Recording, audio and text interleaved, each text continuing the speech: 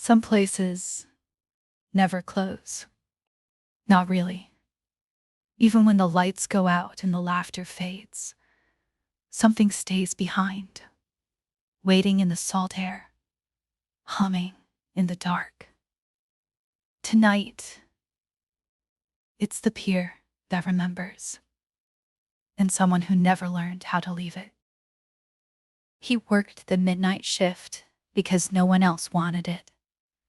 The ocean was quieter then, the Ferris wheel dark, the snack stalls boarded like sleeping mouths.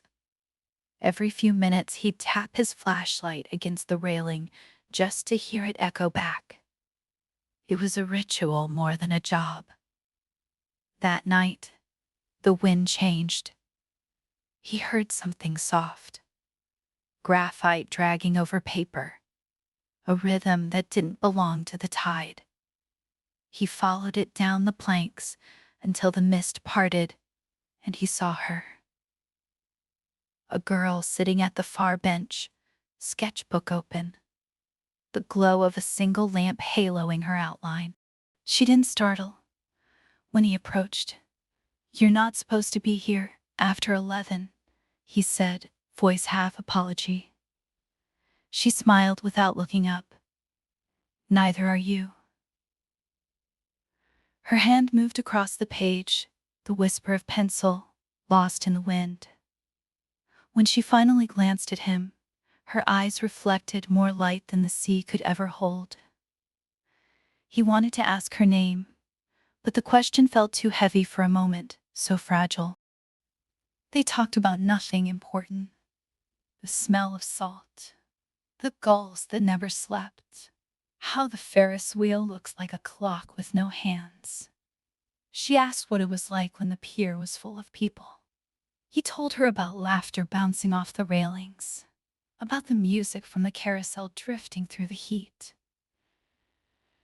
She listened with a small nod, as if remembering. Her clothes looked wrong, not shabby, just dated, the fabric too fine for this decade. And when he glanced down, he noticed her shoes were perfectly dry, though the boards were slick with mist. She turned the sketchbook toward him. On the page, the pier glowed in daylight, crowded, alive. A child's kite caught mid-air. He leaned closer and felt his breath catch. Beneath the railing, she had drawn a small heart carved into the paint, the one he'd etched years ago with his initials, and another he could barely recall now. "You drew that?" he said. "No," she whispered. "I remember it." The sound of the tide faded, replaced by something slower. His heartbeat counting the seconds between questions he was suddenly afraid to ask. He told her about the storm, the one that tore through the carnival 6 summers ago, when a sheet of glass shattered on the arcade front. No one had seen her since that night, he realized even as he spoke. She looked toward the water, hair lifting in the wind. "I liked that sound," she said softly. "The sound of falling glass. It was the last thing I heard." He wanted to step closer, to prove she was real, but the fog thickened like breath on a mirror. She smiled through it. "You tell it better," she added. "When you say it, it sounds like it wasn't my fault." "Come with me," she said, and he followed, because rules no longer seemed to matter. They stopped beneath the Ferris wheel, its metal bones sighing in the breeze. "I never finished the lights," she murmured, flipping to a blank page.